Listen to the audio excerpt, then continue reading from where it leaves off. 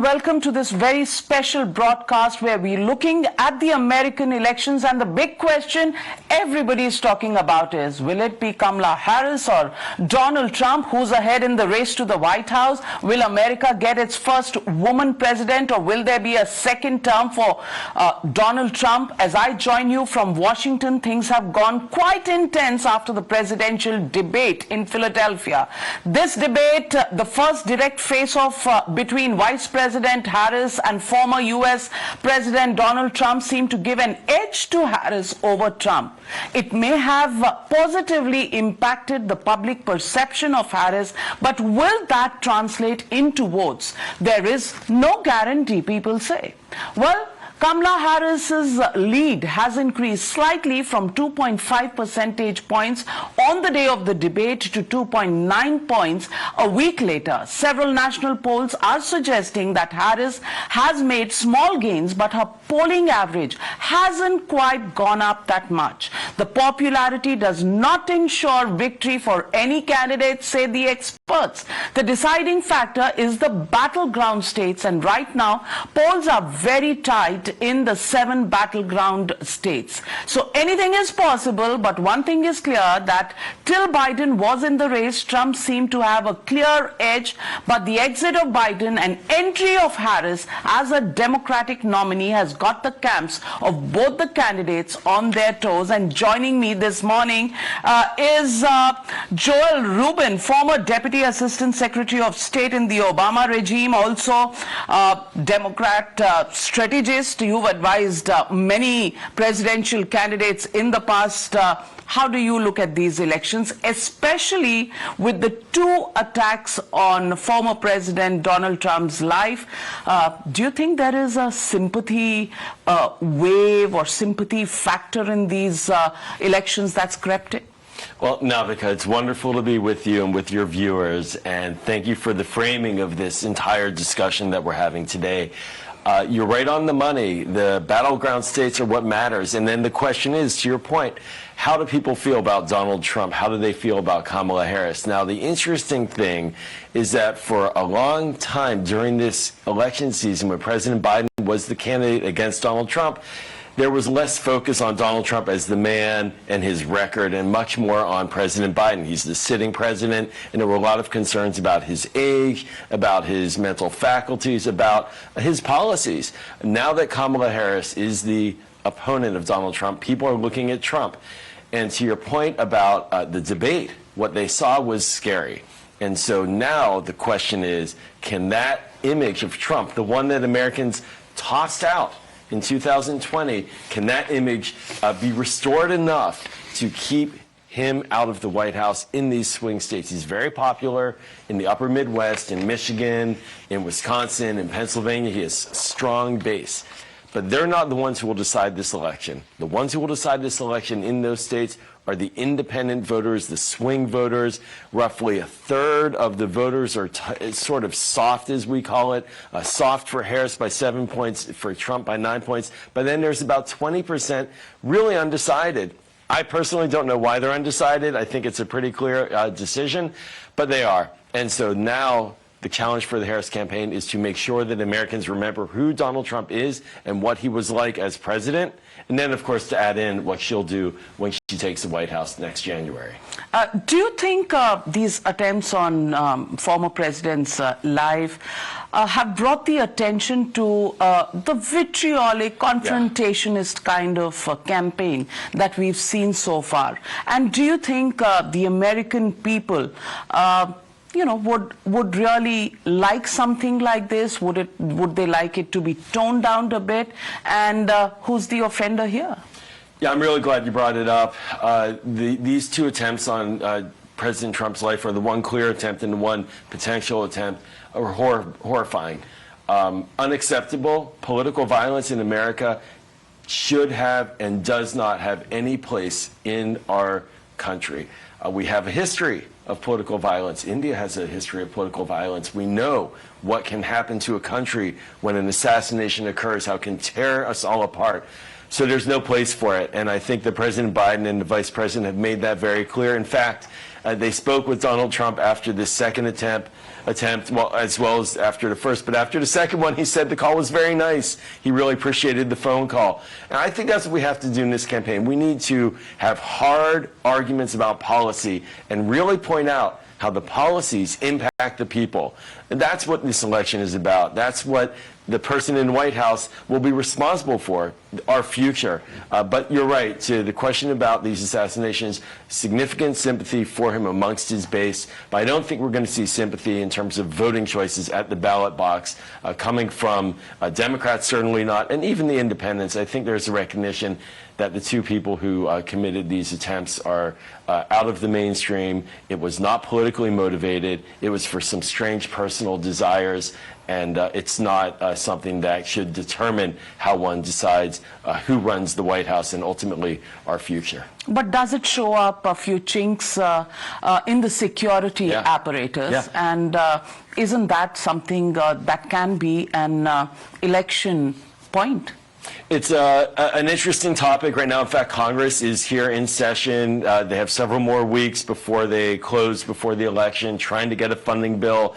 There's a discussion about funding for the Secret Service. It turns out that Republicans have consistently underfunded the Secret Service. Requests are now trying to do reforms and oversight. So there's a lot of political turmoil about that. I do think that the Secret Service has failed in its mission at protecting the president cleanly and clearly, in particular in Butler, outside of Pittsburgh, which is my hometown.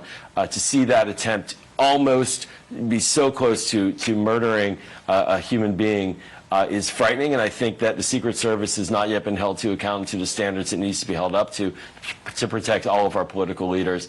But again, I don't think that that's something that's going to motivate people at the moment when they're sitting there deciding Trump or Harris. That's going to be much more about their own personal goals and what they want to see the American government all about. You talk about Butler, so let me just ask you the question that at that time President Joe Biden had made a statement saying it's time to put Trump in a bull's eye. And you know, some people called that out, saying that this was inciting violence. Do you think positions have been calibrated since? Yeah, I think that President Biden apologized for that language. He usually doesn't make those kinds of mistakes.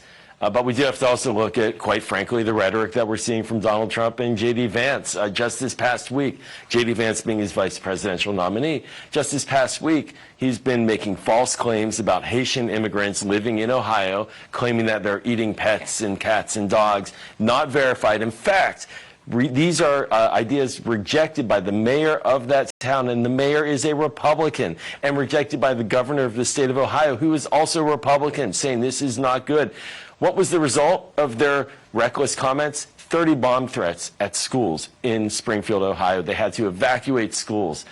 And they have not apologized for their loose rhetoric. So their violent rhetoric continues. And I think that's the sad thing for me as an American, to see J.D. Vance immediately after the first assassination attempt blame Democrats within minutes on Twitter, said it was Democrats' fault.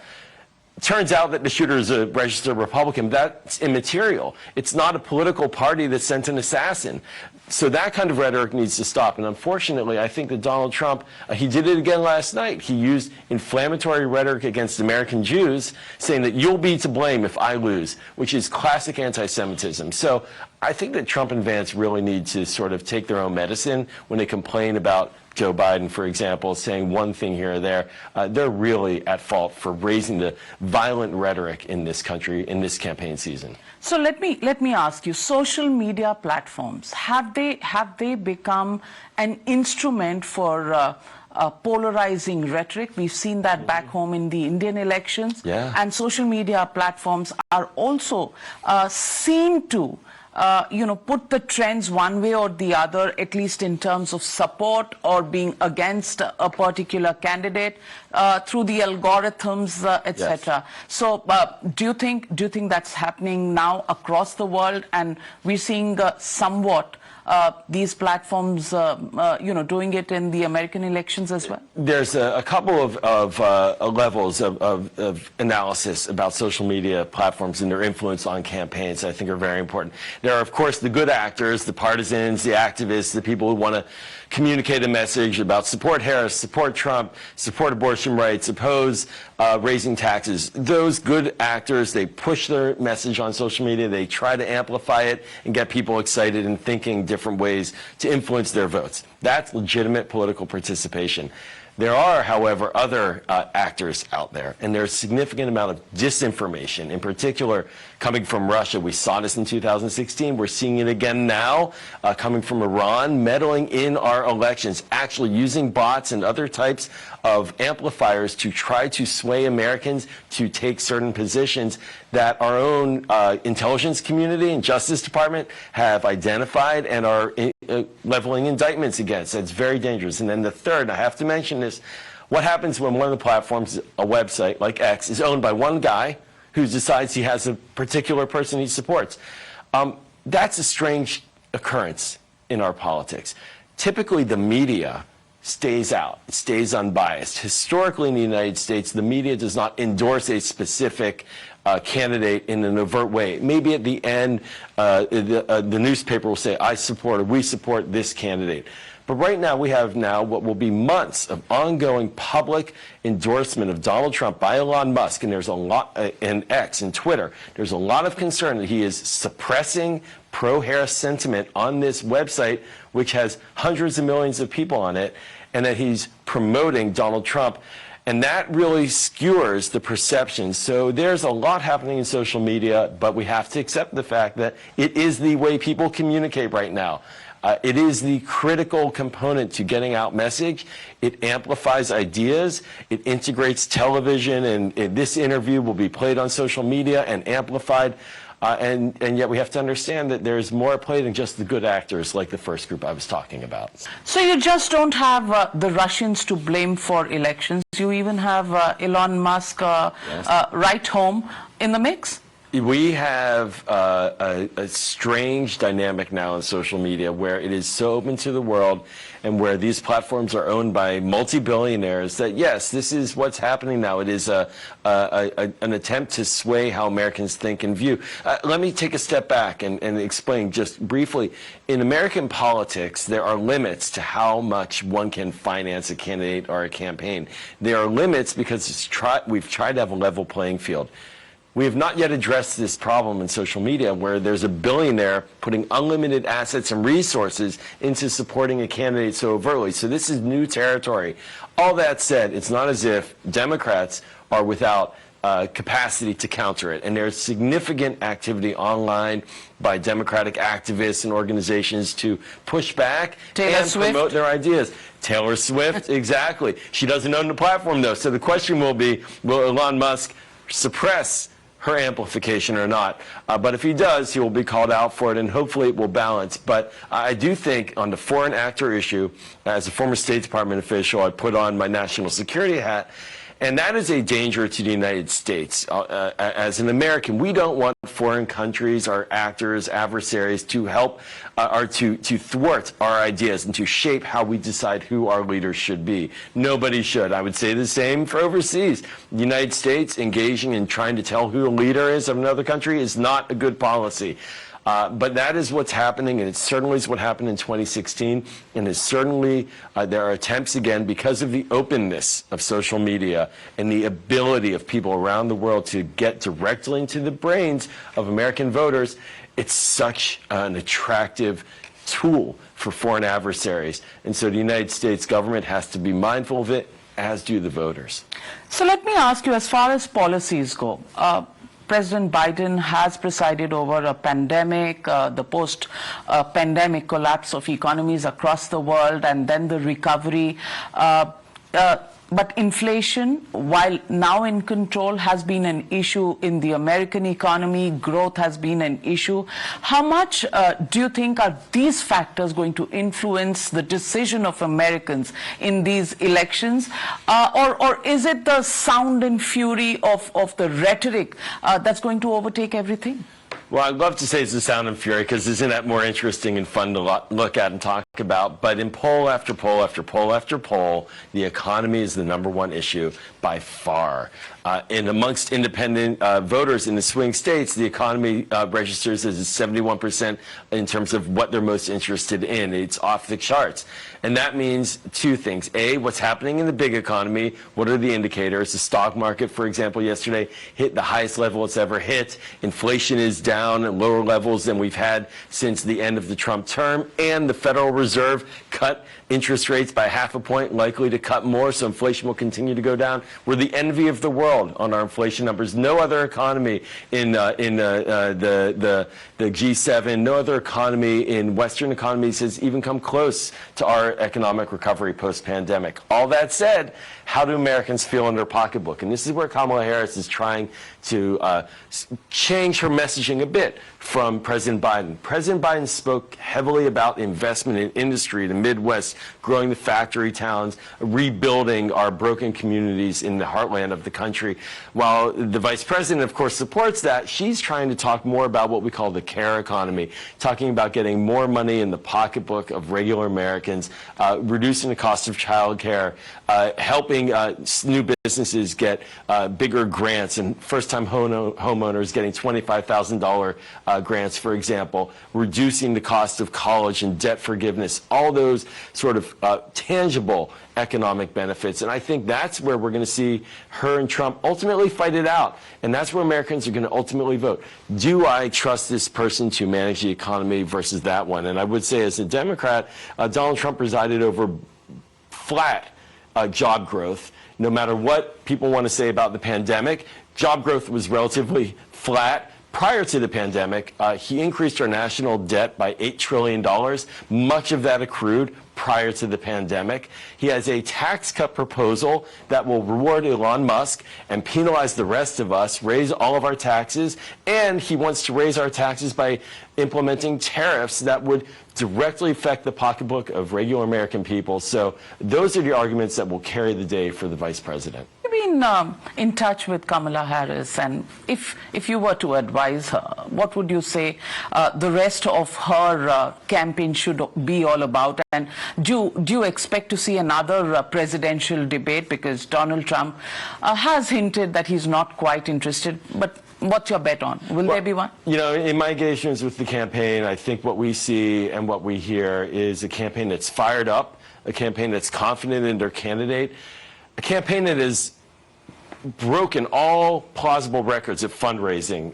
Kamala Harris raised $530 million between the moment she jumped in to the end of August, over like a 5-week period. Record fundraising, never before seen. So there's deep enthusiasm and support from the base of the Democratic Party. I do think you're right. I think Donald Trump is afraid of debating her. I think once is enough for him. He got out of there. In fact, he did something at the end of that debate that shows how much he knows he lost the debate, is he went into what's called the spin room. Behind the scenes, after a debate, basically surrogates, meaning allies of the candidates, go and talk to the media and try to convince them that their candidate won. The candidates are done, but he went in. And he tried to convince the media, I really won, I really won. Well, he knows he lost. He lost by 20, 30 points in most polls, and it has had a material impact on his campaign and on their enthusiasm. The Harris campaign and the people in the campaign are very excited about her as a candidate. I think they'd love to have another debate. I think Donald Trump is deeply afraid of that. We will have one vice presidential debate at the beginning of next month. Tim Walz and J.D. Vance. That's going to be a fun one to watch, because these two gentlemen both are strong Midwestern guys who want to kind of fight it out and argue it out. And I think it's going to be a really entertaining debate. But ultimately, Americans are going to vote based upon Harris versus Trump, not Walz versus Vance. And how do you look at India and America's relationship as a fallout after elections, depending on which side wins? Yeah, I think, well, look, what President Biden, under him, we've seen a resurgence and a renewal of the relationship at a level that is quite exciting and unprecedented. I attended a welcoming ceremony when President Modi came to Washington several months ago. There's a real awareness of the value of the U.S.-India relationship, partnership, and alliance. And of course, we have a very exciting diaspora community of Indian Americans that are very engaged politically and socially, culturally. It's a real renewal and an exciting moment for American-Indian relations. I tend to think that there won't be much difference in the policy, but I would say that for Donald Trump, people have to remember that on foreign policy, he's chaotic.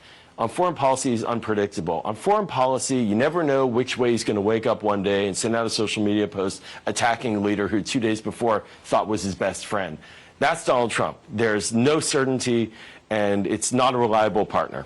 In Kamala Harris, you're going to see very similar to President Biden. When she was vice president, she was his loyal lieutenant. She would go out and advocate on his behalf with his language, and they were in sync, and they were stable and predictable. We can debate about certain aspects of the relations, but I think in international affairs, stability from the United States and predictability and clarity is incredibly important for countries around the world. They want to know where the United States is. That's what we'll get in Kamala Harris. They will not get that with Donald Trump. But Kamala Harris's position on Kashmir, Article 370, which are close to the hearts of the government in power, do you think that's going to have an impact?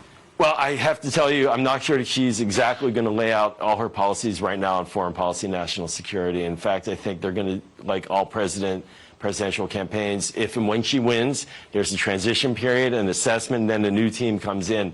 I think that these are all the kinds of policies so that what you'll get with the Kamala Harris as a president is someone who will listen, someone who will go back, study the issue, and make sure that the policy is advanced and that you'll know what that policy is. With Donald Trump, again, we've seen it with North Korea, for example, with Kim, where one day he wants to drop a nuclear bomb on Pyongyang. The next day he's in love with him. It makes no sense. It's not the way to run a government, certainly not a way to represent the United States around the world. Well, looking at the entire gamut of issues, as they say in this race, may the best man, or rather, in this case, the best woman win the elections. But robust, what we have in common between India and the United States is the democratic values, and every election, that is the people's choice. And all the very best, Joel Rubin, for joining me. And speaking about elections that are also close to all our hearts, the oldest democracy and the largest one. My pleasure. Thank you. It was an honor. Thank you very much.